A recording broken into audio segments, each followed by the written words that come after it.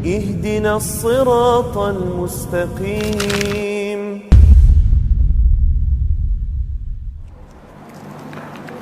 Bismillahirrahmanirrahim.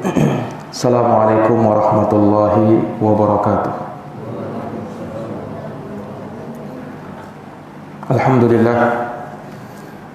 Alhamdulillahilladzi manna ala ibadihi bimawasimil khairat liyaghfira lahum bidzalika adh-dhunub wa yukaffiru anhum as-sayyi'at wa liyudha'ifa lahum bihil ujur wa yarfa'u ad-darajat. Wa asyhadu an la ilaha illallah wahdahu la syarika lah wasi'ul ataya wa jazilul hibad. Wa asyhadu anna Muhammadan abduhu wa rasuluh afdalul makhluqat atqan nasi li rabbih wa akhsyahum lahu fi jami'il halat. Sallallahu alaihi wa ala alihi wa ashabihi wa tabi'in wa tabi'ina lahum bi ihsanin ma tawalat asy-syuhur wal awqat wa sallama tasliman katsira, amma ba'd. Ikhwani fid din, a'azzani Allah wa iyyakum. Alhamdulillah, kita bersyukur kepada Allah Subhanahu wa taala di subuh hari yang berbahagia ini. Kita telah memasuki bulan Ramadan di hari pertama bulan yang mulia ini. Kita memohon kepada Allah Subhanahu wa taala agar diberikan taufik untuk senantiasa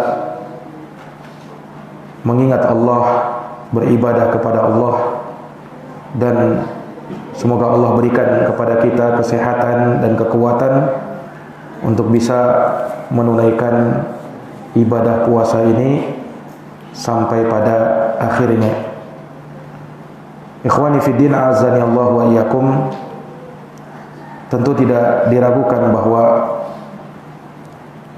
bulan Ramadan ini sangat banyak keutamaan-keutamaan, dan mungkin sudah sangat sering kita dengarkan, bahkan kita baca bersebaran artikel-artikel tentang hal tersebut. Ini dari perkara yang sudah tidak kita ragukan kemuliaannya, keberkahannya, keutamaannya. Itu dari perkara-perkara yang sudah sangat jelas. Para ikhwah, a'azzani Allah wa iyyakum, di kesempatan subuh hari ini melanjutkan pembahasan dari Mukhtasar Ahkamis Siyam, ringkasan hukum-hukum seputar puasa, di mana kita akan menjabarkan terkait dengan mustahabbatus siyam wa ba'du adabihi, sunnah-sunnah puasa dan adab-adab orang yang berpuasa. Kita setengah berada dalam bulan puasa dan kita menjalankan ibadah puasa, maka kita perlu mengetahui adab dan etika bagi orang yang berpuasa, tentu dengan harapan agar puasanya semakin sempurna dan Allah Subhanahu wa taala menerima ibadah puasanya dan memberikan ganjaran yang terbaik bagi dirinya. Ini tentunya dari perkara yang diharapkan oleh setiap muslim dan muslimah ketika menjalankan ibadah yang agung ini. Ikhwani fiddin, a'azzani Allah wa iyyakum. Di sini beliau akan bawakan beberapa adab dan sunnah terkait dengan puasa. Yang pertama, istihbabu ta'khiris sahur. Istihbabu ta'khiri as-suhur. Disunnahkannya mengakhirkan makan sahur. Nah, itu sahur bisa dibilang sahur atau suhur. Hanya berbeda antara dua bacaan itu. Walaupun yang paling terkenal di kita dibilang dengan sahur, yaitu dengan memfathah huruf sinnya. tetapi terkadang dibaca dengan suhur, yaitu mendommah huruf sinnya, dan itu punya arti yang berbeda. Kalau dibaca suhur itu perbuatannya, perbuatan orang yang makan sahur. Tapi kalau di fathah huruf sinnya sahur, maka maksudnya makanan sahur, makanan sahur itu sendiri. Iya. Tapi kalau suhur itu perbuatannya, perbuatan orang yang makan sahur. Sahur, makan makanan sahur itu sendiri. Nah, sama seperti wudu dengan wadu. Kalau wudu dengan mendommah huruf wawunya wudu, maka itu perbuatan, perbuatan berwudu. Tapi kalau di fathah huruf wawunya wadu, maka maknanya air yang dipakai untuk berwudu. Nah, itu dua bahasa, dua kata yang berbeda. Baik. Di sini beliau ingatkan, beliau sebutkan di sini ucapannya Al-Imam Ibnu Qudamah. Qala Ibnu Qudamah rahimahullah, berkata Imam Ibnu Qudamah, summa Al-Hafidz Ibnu Hajar, kemudian juga Al-Hafidz Ibnu Hajar, keduanya berkata, yahsulu as-suhur bi aqalli ma yatanawalul mar'u min ma'kulin aw masyrubin. Makan sahur itu bisa tercapai dan terlaksana bi aqalli ma yatanawalul mar'u, dengan sesuatu yang dimakan oleh seseorang walaupun sedikit, min ma'kulin aw masyrubin, baik berupa makanan atau minuman. Iya, jadi seseorang sudah dikatakan makan sahur manakala dia memakan atau meminum suatu makanan atau minuman walaupun sedikit. Makanya disebutkan dalam hadis, tasahharu fa inna fis suhuri, atau tasahharu walau bijur'atin min ma, makan sahurlah walau hanya seteguk air. Nah, jadi orang yang minum walau seteguk air, maka sudah dikatakan dia telah melakukan suhur. Dia sudah makan sahur. Nah, tambihun akhar, di sini beliau berikan catatan lagi. Waktu suhur huwa awwalu waqti siyam. Akhiru waqti suhur huwa awwalu waqti siyam. Akhir dari waktu sahur adalah awal dari waktu berpuasa. Akhir dari waktu sahur itu adalah awal dari kita memulai waktu berpuasa, menahan diri dari makan dan minum. Wa huwa inda tulu'il fajri tsani, dan akhir waktu sahur itu adalah tatkala terbit fajar yang kedua. Ketika terbit fajar yang kedua, karena dimaklumi bahwa fajar itu ada dua. Ada fajar pertama yang dinamakan dengan al-fajrul kadzib, fajar dusta, dan ada fajar yang kedua yang dinamakan dengan al-fajrus shadiq, fajar yang sesungguhnya. Nah, ketika muncul fajar kadzib, fajar dusta, sebenarnya dia bukan fajar. Ciri-cirinya seperti ekor serigala, ya, yang garis lurus ke atas, ya, bercahaya juga, tetapi tidak lama setelah itu hilang dia. Nah, makanya dinamakan fajar kadzib, bisa menipu orang, dikiranya fajar padahal bukan. Nah, adapun fajar shadiq, itu fajar yang muncul di ufuk timur yang membentang. Semakin mendekati, semakin berlalu waktu, dia semakin melebar cahayanya, terus melebar sampai terbit matahari.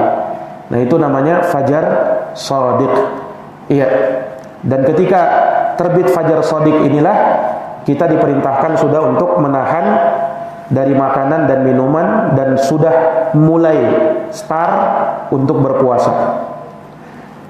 Kemudian kata beliau di sini, wa man sami'al adzana wa kana al muadzinu la yu'adzinu illa ba'da tayaqquni tulu'il fajri. Dan barang siapa yang mendengarkan azan sementara muazzinnya tidaklah mengumandangkan azan kecuali memang telah teryakini waktunya sudah tiba. Waktu fajar telah tiba, sudah terbit fajar. Fa innahu wajaba alaihi al-imsak. Maka wajib ketika itu dia menahan diri, imsak. Wajib sudah untuk menahan diri. Amma idza kana al-muadzinu yu'adzinu wa lam yatayaqqan tulu'ul fajri, adapun apabila tukang azan mengumandangkan azan padahal belum terbit fajar secara yakin, ya, belum terbit fajar secara yakin, falahu ayyakula hatta yafrughal muadzin madama lam yatayaqqan. Maka boleh bagi dia untuk tetap makan sampai tukang azan selesai, selama dia belum meyakini hal tersebut. Yani belum meyakini fajar telah terbit. Wal aula wal ahwat lahu ayyumsika. Lebih utama dan lebih hati-hatinya tentu saja kalau dia lebih mengambil sikap hati-hati, yaitu sudah menahan diri. Karena jangan sampai dia benar tukang azan tadi. Ihtiyatan lidinihi, sebagai bentuk kehati-hatian terhadap agamanya. Liqaulin Nabi sallallahu alaihi wasallam, dan ini berdasarkan sabda Nabi sallallahu alaihi wasallam, da' ma yaribuka ila ma la yaribuka. Tinggalkan apa yang meragukanmu kepada sesuatu yang tidak meragukanmu. Akhrajahu Tirmidzi wa ghairuhu bi isnadin sahih. Hadis riwayat Imam Tirmidzi dan selainnya dengan sanad yang sahih. Hada qaulu jamaahiril ulama minal mutaqaddimin. Inilah pendapatnya mayoritas para ulama terdahulu. Wa bihada afta samahatus syekhi Ibnu Baz wal Utsaimin wal Wadi'i rahimahumullah. Dan demikian pula fatwa dari Syekh bin Baz, Syekh Al-Utsaimin dan Syekh Muqbil Al-Wadi'i, semoga Allah merahmati mereka. Wa aftabihi Syekhul Islam Ibnu Taimiyah rahimahullah. Dan ini juga merupakan fatwa dari Syekhul Islam Ahmad bin Abdul Halim Ibn Taimiyah rahimahullahu ta'ala. Nah, ini beberapa perkara yang perlu kita perhatikan. Iya. Maka makan sahur merupakan perkara yang sunnah bagi orang yang berpuasa, dan dia menempati hukum sunnah muakkadah, sunnah yang sangat ditekankan, sunnah yang sangat dianjurkan. Nah, oleh karenanya sekalipun dia sunnah, tidak selayaknya untuk ditinggalkan. Iya, kecuali kalau memang beruzur. Nah, misalnya ketiduran dan semisal itu. Tetapi jangan dia tinggalkan makan sahur karena keutamaan dan keberkahannya. Iya. Di sini kata beliau, ta'khirus suhur minal mandubatil azimah. Mengakhirkan makan sahur itu merupakan dari sunnah-sunnah yang agung. Wa qad nuqilal ijma'u ala istihbabihi wa adami wujubihi. Dan telah dinukil ijma', kesepakatan ulama akan sunnahnya hal tersebut, dan dia bukanlah sesuatu hal yang wajib. Iya. Jadi makan sahur itu sunnah dan bukan wajib. Mengakhirkan makan sahur juga dari perkara yang disunnahkan. Qad kana Nabi sallallahu alaihi wasallam yuakhirus sahur. Dan Nabi kita Muhammad sallallahu alaihi wasallam, beliau mengakhirkan makan sahur. Nah, beliau mengakhirkan makan sahur. Qala Sahal bin Sa'ad, berkata sahabat Sahal bin Sa'ad radhiyallahu taala anhu, kuntu atasahharu fi ahli. Kata beliau, aku pernah makan sahur bersama keluargaku. Nah, ini menunjukkan bahwa dianjurkan, disukai seseorang itu makan sahur bersama keluarganya. Kuntu atasahharu fi ahli, aku pernah makan sahur bersama keluargaku. Tsumma yakunu bi sur'atun an udrika sholatal fajri, kemudian aku pun bersegera, bercepat-cepat supaya bisa mendapati sholat subuh.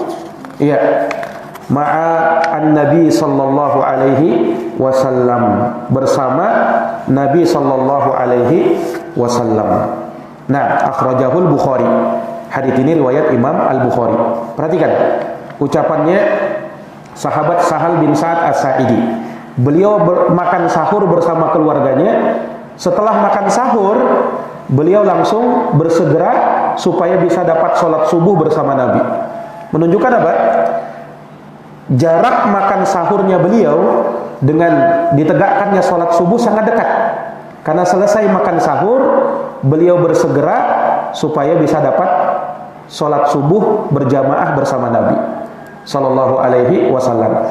Ini menunjukkan bahwa makan sahurnya sahabat ini diakhirkan.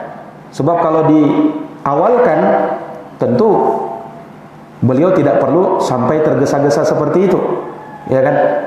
Nah, tapi karena beliau mengakhirkannya dan itu memang sunnahnya, nah, maka setelah makan sahur, beliau pun bersegera untuk pergi sholat subuh berjamaah bersama Nabi. Nah, kemudian kata beliau, was-suhur la yambagi tarkuhu, makan sahur itu tidak selayaknya untuk ditinggalkan. Li'anna fihi barakah, karena dalam makan sahur itu ada keberkahan. Iya, di dalam makan sahur itu ada keberkahan, kata beliau. Qala Nabi sallallahu alaihi wasallam, Nabi sallallahu alaihi wasallam bersabda, tasahharu fa inna fis suhuri barakah. Makan sahurlah, karena sesungguhnya dalam makan sahur itu ada keberkahan. Muttafaqun alaih. Hadis ini riwayat Bukhari dan Muslim dari sahabat Anas bin Malik radhiyallahu taala anhu. Nah, dan hadis ini menerangkan bahwasanya makan sahur itu merupakan sunnah, dan dia sunnah muakkadah. Sunnah muakkadah artinya sunnah yang sangat ditekankan. Sunnah yang sangat ditekankan. Nah, dan telah dinukil ijma' oleh Imam Ibnul Mundir, kata beliau, wa ajma'u ala anna suhur mandubun ilaih. Ulama bersepakat bahwa sahur hukumnya dianjurkan. Iya. Ikhwani fid din, a'azani Allah wa iyyakum. Kemudian di sini kata beliau, wa kadzalika fihi mukhalafatun li ahli alkitabil ladina yuwasiluna al-laila bin nahar. Demikian pula di dalam makan sahur terdapat bentuk penyelisihan kepada ahlul kitab dalam ibadah puasa mereka, yang mereka ini menyambung puasanya malam dengan siangnya. Jadi puasanya mereka sambung, malam juga berpuasa. Nah, sebagai bentuk penyelisihan kepada mereka, umat Islam ya tidak berpuasa atau tidak menahan diri dari makan dan minum di malam hari. Bahkan disunnahkan untuk makan, dan lebih khusus lagi makan sahur. Nah, disebutkan dalam hadis Rasulullah bersabda, faslu ma baina siyamina wa siyami ahlil kitab akalatus sahur. Perbedaan dan pemisah antara puasa kami dengan puasanya ahli kitab adalah makan sahur. Karena mereka tidak makan sahur. Karena mereka tidak makan sahur. Nah, ini ikhwani fiddin, a'azani Allahu wa iyyakum. Maka tidak selayaknya untuk ditinggalkan. Dan Nabi pernah bersabda ya dalam hadis yang dihasankan oleh Syekh Al-Albani, as-suhuru kulluhu barakah. Makan sahur itu semuanya adalah berkah. Fala tad'u, maka jangan kamu tinggalkan. Walau an yajra'a ahadukum jur'atan min ma, walaupun seorang dari kalian hanya meneguk satu teguk air. Nah, ya karena mungkin terkadang ada orang istilahnya tidak mood untuk mau makan sahur, lagi malas makan ini. Nah, maka kata Nabi jangan tinggalkan, walaupun kamu hanya meminum seteguk air. Bangun, ya, kemudian minum seteguk air. Sudah. Yang penting dapat keberkahan makan sahur. Nah, ini ikhwani fiddin, azanillahu wa iyyakum. Terlebih lagi sabda Nabi SAW, fa innallaha azza wa jalla wa malaikatahu yusalluna 'alal mutasahhirin. Sesungguhnya Allah azza wa jalla dan para malaikatnya bersalawat kepada orang-orang yang sahur. Allah dan para malaikat bersalawat kepada orang-orang yang makan sahur. Nah, ini luar biasa, sampai Allah dan malaikat bersalawat kepadanya, mendoakan kebaikan bagi orang tersebut. Nah, ini ikhwani fiddin, a'azani Allahu wa iyyakum. Baik. Tadi sudah kita sebutkan bahwa disunnahkan makan sahur. Ada keterangan yang lain disebutkan dari Zaid bin Sabit radhiyallahu anhu, yang di situ menunjukkan jarak makan sahurnya Nabi. Kalau dulu tidak ada hitungan detik, menit, dan jam, maka biasanya orang-orang Arab dulu menghitung waktu itu dengan pergerakan seseorang atau ukuran dengan bacaan seseorang. Nah, itu dari situ. Mereka tidak pakai menit atau jam. Nah, disebutkan dalam hadis Zaid bin Sabit, Anas bin Malik pernah bertanya kepada Zaid, kam kana bainal adani was sahur, berapa jarak antara azan dan makan sahur kalian? Makan sahur kemudian azan itu berapa jaraknya? Kata Zaid bin Sabit, qadru khamsina ayatan. Beliau jawab, ya kira-kira sekitar bacaan 50 ayat. Kira-kira sekitar bacaan 50 ayat. Jadi Nabi makan sahur sekitar bacaan 50 ayat, kemudian azan subuh berkumandang. Menunjukkan sangat singkat, ya kan? Al-Hafidz Ibnu Hajar berkata, fi qaulihi qadru khamsina ayat, sabda atau ucapan Zaid bin Sabit sekadar bacaan 50 ayat, maksudnya apa? Ai mutawassithah, bacaan pertengahan, la tawilah wala qasirah, bukan bacaan yang terlalu panjang, bukan pula yang terlalu pendek, wala sari'ah wala bati'ah, tidak terlalu cepat dan tidak terlalu lambat. Ini sedang-sedang pertengahan. Nah, ya kalau kita ukur pakai menit, mungkin sahurnya Nabi itu 15 sampai 20 menit lah. Atau mungkin kurang sedikit daripada itu. Nah, itu jarak makan sahurnya Nabi. Menunjukkan apa? Disunnahkannya untuk mengakhirkan makan sahur. Nah, dan dari sini juga kelirunya sebagian orang yang menetapkan adanya waktu imsak, yang mana hal tersebut terjadi 10 atau 15 menit sebelum apa? Sebelum azan subuh. Justru itulah waktu makan sahur sebenarnya. Nah, bukan waktu untuk imsak, menahan. Imsak itu kapan? Imsak itu ketika azan subuh. Itulah waktu imsak. Rugi rasanya ketika azan subuh belum berkumandang, kemudian kita sudah menahan diri, ya kan? Dan itu juga bagian dari bentuk mengharamkan sesuatu yang Allah masih halalkan, ya kan? Allah masih halalkan untuk makan dan minum. Nanti kalau sudah azan berkumandang, ya, maka barulah kita menahan diri makan dan minum. Kata sebagian mereka, untuk berhati-hati, Ustaz. Untuk berhati-hati, kata mereka. Kita katakan bahwa berhati-hati penting dalam agama, tetapi berhati-hatilah pada tempatnya. Iya, berhati-hatilah pada tempatnya. Nabi orang yang paling berhati-hati, ya kan? sahabat orang yang paling berhati-hati. Tapi bersamaan dengan itu mereka tidak menetapkan waktu imsak 10 atau 15 menit sebelum itu. Menunjukkan apa? Lau kana khairan la sabaquna ilaih. Andaikan itu baik, pasti akan sudah ada pendahulu kita. Sahabat itu, Nabi itu orang yang paling berhati-hati. Ya, setidaknya mungkin ada penjelasan dari Nabi. Ya, sebelum azan subuh kalian berhenti makan dulu 5 atau 15 menit, 10 atau 15 menit. Mungkin ada keterangan seperti itu kan? Tapi tidak ada. Justru tetap dijadikan azan subuh sebagai pertanda imsak. Bukan 5 atau 10 menit sebelum azan subuh.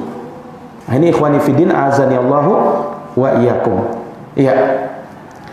Ya, oleh karenanya ya banyak juga hal-hal yang akhirnya terjadi timbul gara-gara perbuatan seperti itu. Akhirnya orang yang tadinya mungkin terlambat, ya kan, belum lagi sempat dia minum, kasihan. Dia makan banyak baru tidak sempat minum. Itu kan bagaimana perasaannya itu. Nah, sementara sirene sudah berbunyi. Padahal masih boleh untuk minum. Nah, adapun demikian pula orang yang mungkin terlambat bangun, bangunnya pas dengar suara sirene. Aduh, sudah sirene. Nah, akhirnya apa? Nggak jadi sahur, dan bisa jadi dia nggak jadi puasa. Kenapa? Alasannya apa? Nggak makan sahur, sudah bunyi sirene duluan. Nah, ini kan yang terjadi akhirnya. Ya, maka tentu saja wa khairal huda Muhammadin sallallahu alaihi wasallam. Sebaik-baik petunjuk adalah petunjuknya Nabi Muhammad sallallahu alaihi wasallam. Kita perlu berhati-hati, tetapi berhati-hatilah pada tempatnya. Nabi dan para sahabat orang yang paling berhati-hati. Nah, orang yang paling berhati-hati. Kalau kita memang ada terdengar suara azan sudah terdengar ini. Jangan juga ini kayaknya ini terlalu cepat ini azannya. Jangan juga berprasangka seperti itu. Hati-hati. Nah, di situ baru hati-hati. Disitulah tempatnya hati-hati. Ketika azan sudah berkumandang, kita berhati-hati di sini. Nah, ini apa namanya? Kan ada dua kemungkinan. Bisa jadi memang si tukang azan dia azannya belum waktunya, atau bisa jadi sudah pada waktunya. Nah, kita pilih yang mana? Berhati-hati di sini. Si muazin sudah azan pada waktunya, maka berhenti. Disitulah berhati-hati. Ya, kecuali kalau muazinnya azan subuh jam 4. Ini berarti masih azan pertama itu, ya kan? Azan pertama itu, ada azan kedua ya. Subuh itu ada azan pertama, ada azan kedua. Nah, kalau dia memang belum pada waktunya, tidak perlu berhati-hati di situ, karena kita lihat masih setengah jam lagi, ya kan? Masih banyak lagi, masih lama waktunya.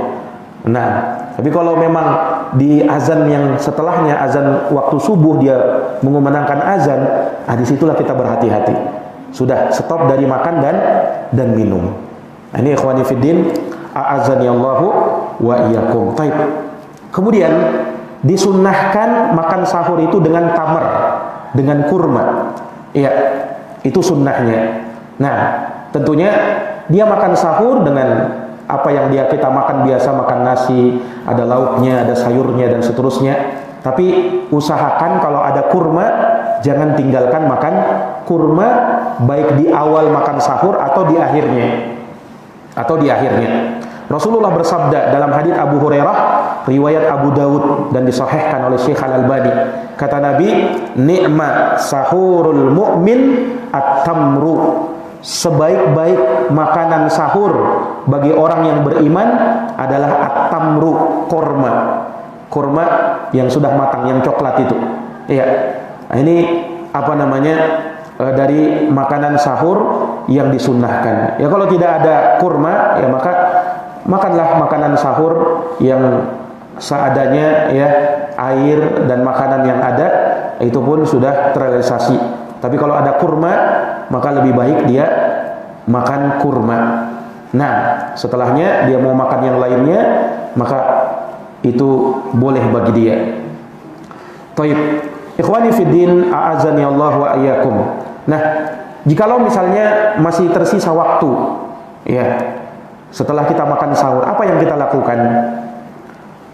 Ulama menyebutkan waktu sahur itu waktu untuk memperbanyak istighfar. Nah, ini juga yang bisa kita lakukan. Jadi setelah kita sahur atau misalnya sebelum makan sahur, kita sudah mau bangun sahur, ya, pergunakan waktu-waktu itu untuk apa? Beristighfar. Kenapa? Allah berfirman dalam surat Az-Zariyat ayat 18. Wabil asharihum yastaghfirun. Dan di waktu sahur mereka banyak meminta ampun kepada Allah, beristighfar. Nah, ini menunjukkan bahwa di waktu sahur disunnahkan, dianjurkan untuk memperbanyak apa? Istighfar. Perbanyak istighfar kepada Allah. Astaghfirullah, astaghfirullah. Nah, berdasarkan apa? Berdasarkan ayat tadi, Az-Zariyat ayat 18. Kemudian, selain istighfar, kita juga disunnahkan memperbanyak doa di waktu sahur. Karena doa di waktu sahur juga mustajab. Iya, kenapa? Karena waktu sahur itu masih masuk sepertiga malam, ya kan? Itu masih masuk sepertiga malam terakhir, dan sepertiga malam terakhir waktu yang mustajabah untuk berdoa. Berdasarkan sabda Nabi dari hadits Abu Hurairah, riwayat Bukhari dan Muslim, disebutkan yanzilu Rabbuna tabaraka wa ta'ala kulla lailatin ila sama'id dunya. Rabb kita tabaraka wa ta'ala turun di setiap malam ke langit dunia, hina yabqa sulusul lailil akhir, yaitu ketika tersisa sepertiga malam terakhir. Fayaqul, lalu Allah berfirman, may yad'uni fa astajibalah. Siapa yang berdoa kepadaku, aku akan kabulkan doanya. Wa may yas'aluni fa u'tiyah. Siapa yang minta kepadaku, aku akan beri. May yastaghfiruni fa aghfirlah. Siapa yang minta ampun, aku akan ampuni. Maka ini dua hal yang disunnahkan, beristighfar, berdoa. Kemudian yang ketiga, kalaupun kita diberikan waktu lagi, ya, untuk memanfaatkan waktu sahur, gunakan waktu sahur untuk membaca Quran.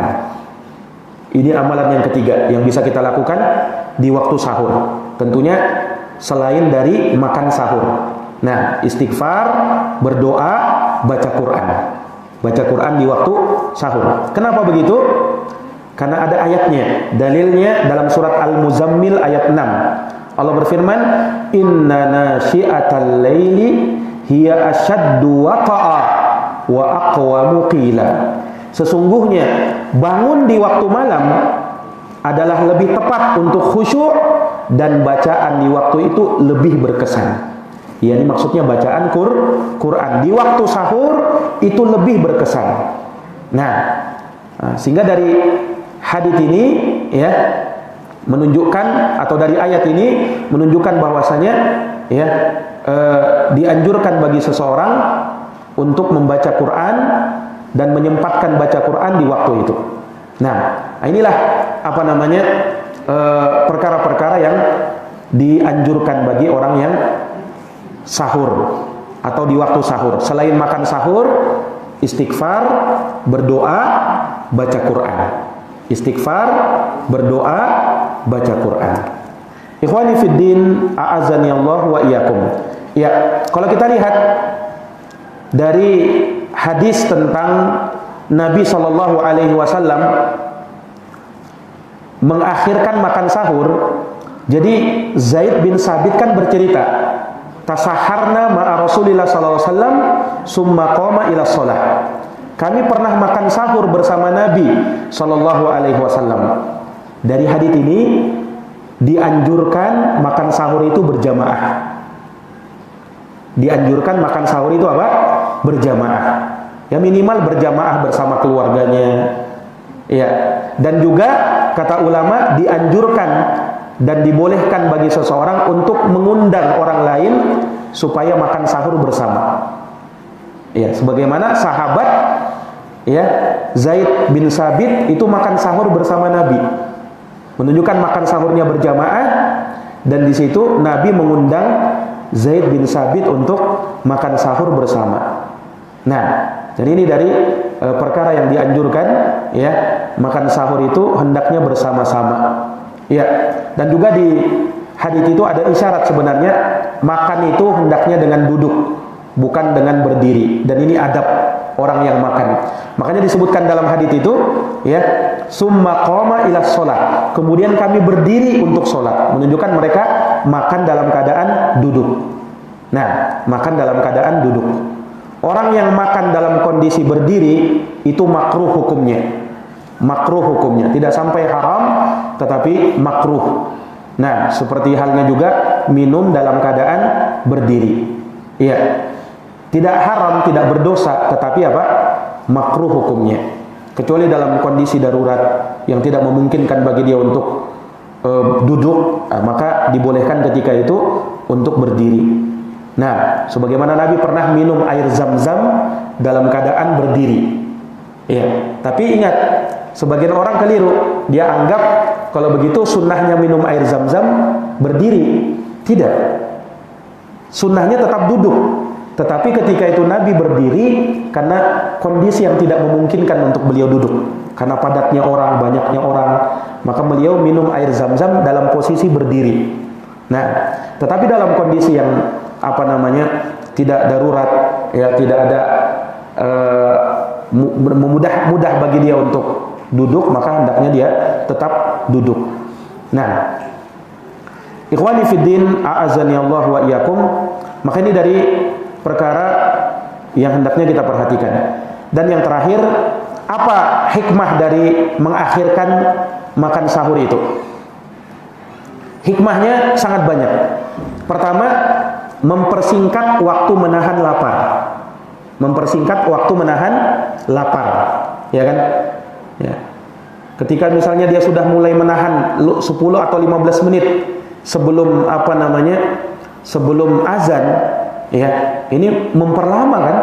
Jadi lama waktu menahan laparnya. Tapi kalau misalnya dia akhirkan pas mendekati waktu subuh, mendekati azan subuh, ini berarti mempersingkat waktu menahan lapar, dan itu memudahkan bagi dirinya, memudahkan dia, ya kan? Iya. Nah, ini ikhwani fiddin, a'azani Allahu wa iyyakum. Kemudian yang lebih daripada itu, mengikuti sunnah Nabi. Sunnah Nabi apa? Diakhirkan makan sahur. Dan tentunya mengikuti sunnah Nabi, di situ terdapat keutamaan dan pahala di sisi Allah Subhanahu wa taala. Ya. Sementara orang yang makan sahurnya diawalkan jam 1 sudah makan sahur, jam 2 sudah makan sahur, ini akan menyebabkan banyak, ya, pelanggaran. Pertama, menyelisihi sunnah Nabi. Nabi mengakhirkan. Kemudian yang kedua, kalau dia terlalu cepat makan sahurnya jam 2, nanti dia tertidur, akhirnya tidak dapat sholat subuh. Bisa jadi seperti itu, ya kan? Nah, dan waktu menahan laparnya lebih lama lagi. Nah, ini ikhwani fiddin, azani Allahu wa iyyakum. Nah, tapi kalau orang yang makan sahurnya diakhirkan, pertama, setelah dia makan sahur, azan sudah berkumandang, dia siap-siap untuk sholat subuh, sehingga dia bisa dapat sholat subuh dengan tepat waktu, ya, dan bisa berjamaah bersama imam di masjid, ya kan? Nah, dan dia tidak tidur setelah makan sahur. Beda kalau orang yang mengawalkan makan sahurnya, masih ada waktunya lagi. Ini waktu masih banyak, tidur aja dulu lah. Nah, akhirnya gara-gara dia tidurnya terlalu larut malam, bangunnya nanti bisa terlambat. Ya. Kemudian juga dengan mengakhirkan makan sahur, dia bisa melakukan kebaikan-kebaikan, mendapatkan keutamaan sepertiga malam terakhir, ya kan? Di situ dia bisa berdoa, bisa beristighfar, bisa baca Quran, banyak kebaikan-kebaikan yang dia dapatkan dengan mengakhirkan makan sahur itu. Nah, makanya sebaik-baik petunjuk sekali lagi adalah petunjuknya Nabi sallallahu alaihi wasallam. Ikhwani fiddin, a'azani Allahu wa iyyakum. Maka ini yang pertama, ya, disunnahkannya mengakhirkan makan sahur. Kemudian berikutnya, yang kedua, istihbabu ta'jilul fitri. Disunnahkannya menyegerakan waktu berbuka. Nah, jadi sahur itu diakhirkan, sementara berbuka itu disegerakan. Tidak sebaliknya.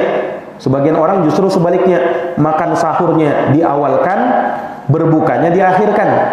Ini keliru. Ya, disunnahkan untuk menyegerakan waktu berbuka. Ya, di sini ada catatan kaki, kata beliau, lis-shaimi ayyuftira ala ma tayassara. Bagi orang yang berpuasa, dia berbuka ya dengan sesuatu yang mudah baginya untuk dia dapatkan, untuk dia makan, hatta walau syurbatan min ma, walaupun hanya seteguk air. Ya, kama sabata inda Abi Ya'la, sebagaimana ini dalam riwayat Abu Ya'la. Faidah bi khususi du'ail iftar, terkait dengan doa berbuka puasa. Ja'at ada'iyatun anin Nabi SAW walam yasih min hasyai.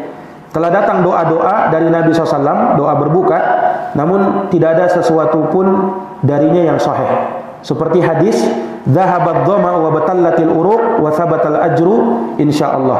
Hadis riwayat akhrajahu Abu Daud. Wa kadzalika la yasbut hadis, demikian pula tidak sah hadis inna lis-shaimi inda fitrihi da'watan la turad. Sesungguhnya bagi orang yang berpuasa ada doa yang tidak ditolak, yaitu ketika dia berbuka. Akhrajahu Ibnu Majah. Hadis riwayat Ibnu Majah. Walakin qad sahha an Nabi sallallahu annahu qala, tetapi telah sahih dari Nabi sallallahu beliau bersabda, salasatun la turaddu da'watuhum. Ada 3 orang yang tidak ditolak doanya. Al-imamul adil, imam yang adil, wasaim, orang yang berpuasa, hatta yuftir, sampai dia berbuka, wa da'watul mazlum, dan doanya orang yang terzolimi. Hadis riwayat Ibnu Majah, akhrajahu Ibnu Majah min hadits Abi Hurairah radhiyallahu anhu, dari hadits Abu Hurairah radhiyallahu anhu. Baik. Di sini beliau ingatkan tentang doa berbuka. Iya, doa berbuka. Ada doa yang banyak dibaca kaum muslimin, Allahumma laka sumtu wa bika amantu wa ala rizqika aftartu bi rahmatika ya arhamar rahimin. Ini hadis kata ulama palsu dia. Hadis palsu. Tapi itu yang Masya Allah masyhur di tengah kaum muslimin, bersama dengan kepalsuannya. Iya. Sehingga tidak sahih dari Nabi SAW, diingkari oleh para ulama. Walaupun, kata ulama, walaupun doa itu secara makna bagus maknanya. Secara makna bagus. Allahumma laka sumtu, ya Allah, bagimu, karenamu aku berpuasa. Wa bika amantu, kepadamu aku beriman. Wa ala rizqika aftartu, dengan rezekimu aku berbuka. Bi rahmatika, dengan rahmatmu, ya arhamar rahimin, wahai yang maha merahmati. Bagus maknanya kan? Bagus. Boleh tidak diucapkan? Boleh. Diucapkan boleh. Tetapi kalau dijadikan itu sebagai doa berbuka puasa secara khusus, ini yang tidak tepat, karena tidak sahih dari Nabi.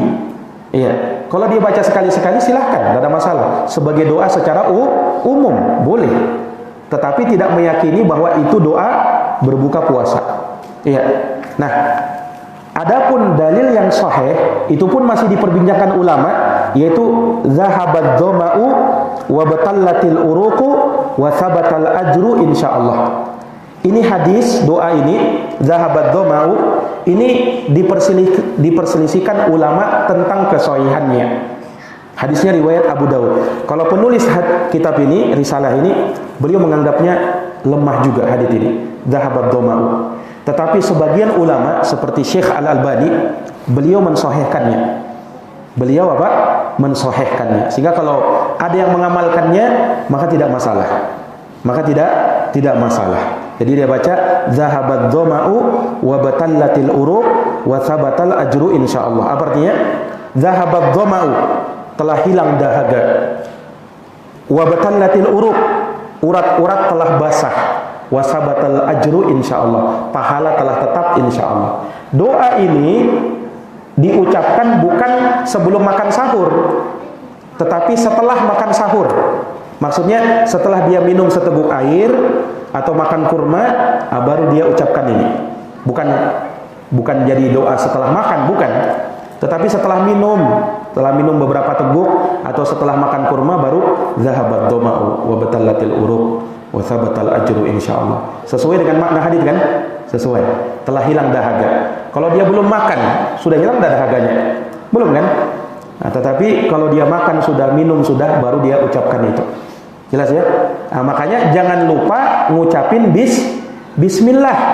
di awal makan. Jadi jangan makan tapi bismillahnya lupa. Doanya ingat, zahabat doma'u, tapi baca bismillahnya lupa. Nah, ini keliru. Baca bismillah tetap.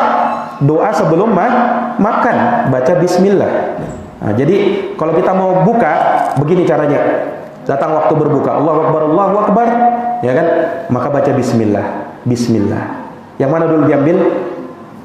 Kurma dulu. Jangan jalan kote dulu. Kurmanya dulu. Kurma, baru setelahnya seteguk air. Nah, baru setelah itu apa? Dhahabat doma'u wa batallatil uruq wa thabatal ajru insyaallah.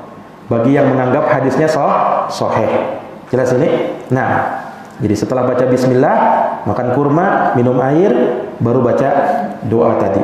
Dhahabat doma'u wa batallatil uruq wa thabatal ajru insyaallah. Baru setelahnya boleh makan jalan kote, makan yang lainnya terserah. Nah, tetapi jangan makan besar dulu. Apa namanya? Itu berbuka ya. Itu waktu berbuka kan? Di waktu berbuka. Nah, dia makan kurma dulu, air seadanya, dan jangan makan besar dulu. Nah, karena nanti kan azan maghrib sudah berkumandang. Ya, sebentar lagi sholat maghrib. Ya. Kecuali waktunya masih banyak ya kan, dia masih bisa mencicipi beberapa makanan, ya silahkan. Baik, ikhwani fid din, a'azzani Allah wa iyyakum. Kata beliau di sini, la syakka anna hadza minal mustahabbat al-'azimah fi siyam. Tidak diragukan bahwasanya ini merupakan sunnah yang agung dalam puasa, yaitu mengakhirkan waktu berbuka. Maksudnya mengakhirkan bukan berbuka belum waktunya. Bukan. Oh, kita disuruh mengakhirkan, apa menyegerakan? Disuruh menyegerakan waktu berbuka. Sebelum azan dia sudah berbuka. Bukan itu maksudnya. Ini maksudnya menyegerakan berbuka ketika azan maghrib berkumandang langsung makan. Jangan ditunda lagi. Ada orang, sudahlah biar saya nanti setelah sholat aja, nggak apa-apa. Setelah sholat aja, diakhirkan akhirnya. Ini tidak boleh. Itu tidak diperbolehkan. Tidak sesuai sunnah. Yang sunnahnya dia makan dulu setelah azan itu dia makan dulu. Dia makan, dia minum, baru nanti sholat. Jelas ini? Baik. Qad ja'at adillatun mutakatsirah fi taqdimil fitr. Telah datang dalil-dalil yang sangat banyak ya tentang sunnahnya mendahulukan atau menyegerakan waktu berbuka. Fa an Sahal bin Sa'ad radhiyallahu anhu, dari Sahal bin Sa'ad radhiyallahu anhu anna Nabi sallallahu alaihi wasallam, bahwa Nabi sallallahu alaihi wasallam bersabda, la yazalun nasu bi khairin ma ajjalu al fitra. Senantiasa manusia itu dalam kebaikan selama mereka menyegerakan waktu berbukanya. Hadisnya muttafaqun alaih. Nah, tanbih di sini ada catatan. Qala Ibnu Abdul Bar, berkata Ibnu Abdul Bar rahimahullah, wa ta'jilu innama yakunu ba'dal istiqani bimaghibis syams. Menyegerakan berbuka adalah setelah teryakini matahari memang telah terbenam. Menunjukkan waktu berbuka sudah tiba, azan maghrib sudah berkumandang.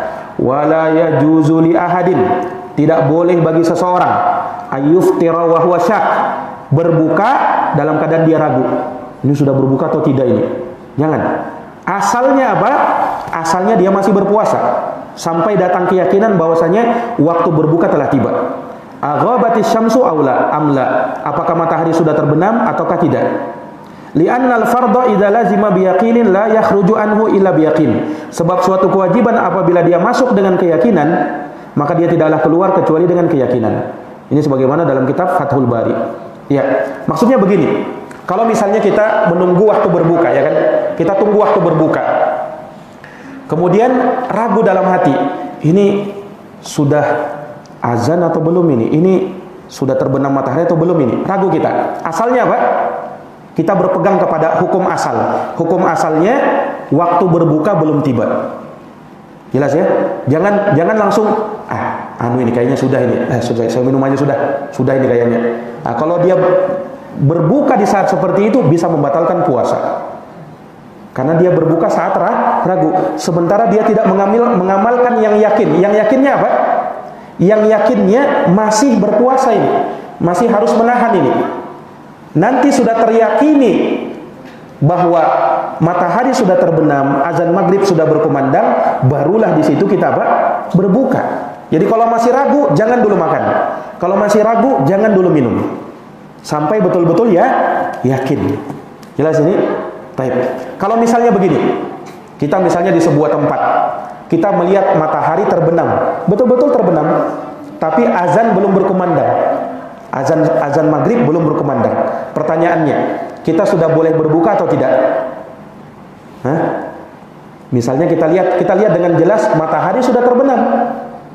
Misalnya kita di lautan, misalnya di mana, di padang pasir, di laut yang mudah melihat matahari terbenam, tapi azan maghrib belum berkumandang. Pertanyaannya, boleh tidak kita sudah berbuka? Iya, boleh. Kenapa? Karena waktu berbuka itu terbenamnya matahari, dan azan maghrib pun di waktu terbenamnya matahari. Jadi patokannya sebenarnya terbenamnya matahari. Nah, hanya kan kita tidak melihat terbenam matahari kalau di kota, ya kan, maka kita jadikan patokan azan maghrib. Tapi kalau kita di tempat yang matahari bisa kita lihat dengan jelas terbenam, walaupun azan belum berkumandang, sudah boleh untuk berbuka. Jelas ini? Nah, ini wallahu a'lamu bissawab. Ikhwani fiddin, a'azani Allah wa iyyakum. Waktu berbuka, kata ulama, waktu bahagia. Nah, makanya kata Nabi SAW, lis-shaimi farhatan, bagi orang yang berpuasa ada dua kebahagiaan, farhatun inda fitrih wa farhatun inda liqa'i rabbih. Kegembiraan ketika berbuka, gembira dia. Nah, tadinya dia lapar, haus, kemudian sekarang berbuka, gembira. Dan nanti gembira lagi ketika berjumpa dengan Allah dengan pahala-pahala yang sangat besar. Baik. Kemudian juga ikhwani fiddin, sunnahnya berbuka itu makan rutop. Rutop itu kurma yang masih muda, yang kuning. Nah, di Indonesia itu sudah banyak dijual kurma kuning. Pernah lihat? Rutop, ya kan? Dia kurma masih muda, warna kuning dia. Nah, Anda tahu kalau di Berau ini ada atau tidak itu? Rutop itu. Kalau ada sangat bagus. Itu sunnahnya, bukan kurma. Kalau kurma kan yang sudah matang. Ya, tetapi apa? Rutop yang masih muda. Nah, yang masih muda, masih kuning dia, masih kuning, manis dia, rutop itu. Iya. Kalau itu bisa diusahakan. Tapi kalau tidak ada, maka dengan kurma. Kalau tidak ada rutop, maka dengan kurma. Kalau tidak ada kurma, pilihan ketiga air. Menggunakan apa? Air. Dan tidak ada dalilnya, ya. Ada sebagian orang mengatakan berbukalah dengan yang manis-manis. Itu tidak ada dalilnya itu. Ya, tidak ada dalil dengan lafaz konteks seperti itu. Ya, tetapi yang ada kita berbuka dengan rutop, kurma muda. Kalau tidak ada dengan kurma yang sudah matang, yang coklat itu. Kalau tidak ada dengan seteguk air. Nah, ini maksudnya ini permulaannya. Nah, setelahnya kalau kita mau makan yang lain itu silahkan. Baik. Ini ikhwani fiddin, a'azani Allahu wa iyyakum. Baik. Dan juga dianjurkan untuk memperbanyak doa, ya kan?